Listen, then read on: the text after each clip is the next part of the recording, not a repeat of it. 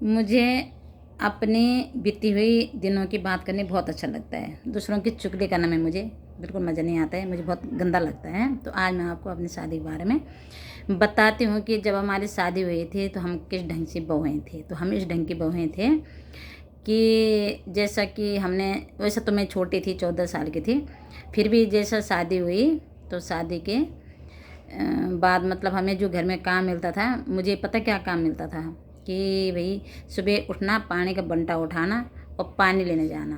और पानी लेने जहाँ हम जाते थे 10 कदम की दूरी थी, ज़्यादा नहीं था।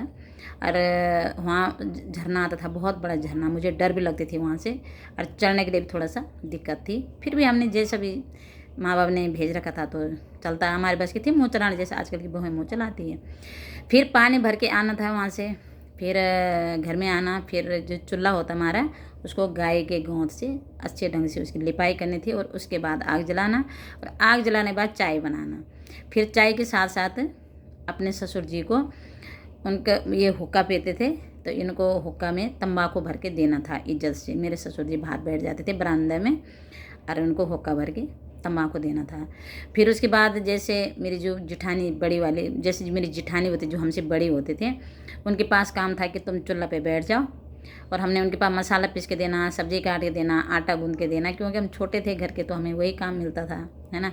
दूसर में आता भी नहीं था, रोटी बनाना, सब्जी बनाना।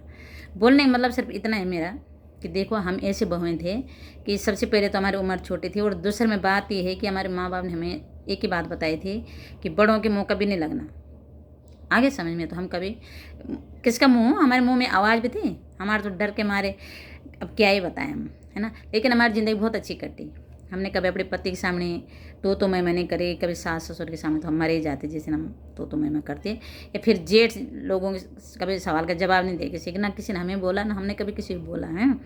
बोलने का मतलब सीधा है कि आजकल की बहुओं को इतना आराम मिल रहा है कि आते उनको चूल्हा मिल जाता है, और चूल्हा मिलने के बावजूद भी इतनी गिरी हुई खानदान की बहुएं आ रही है कि जिनके लिए मन तो ऐसा करते हैं ना कि इनके हाथ का तो पानी भी नहीं पीना चाहिए।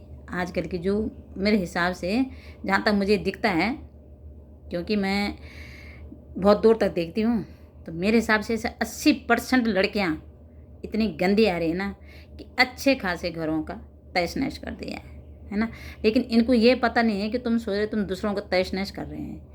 वक्त ऐसा बदलता है ना, और वक्त कभी किसी को माफ़ नहीं करता है। ध्यान रखना, जिस दिन तुम्हारा तहस नहस होगा ना, उस दिन की तैयारी तुम भी करो।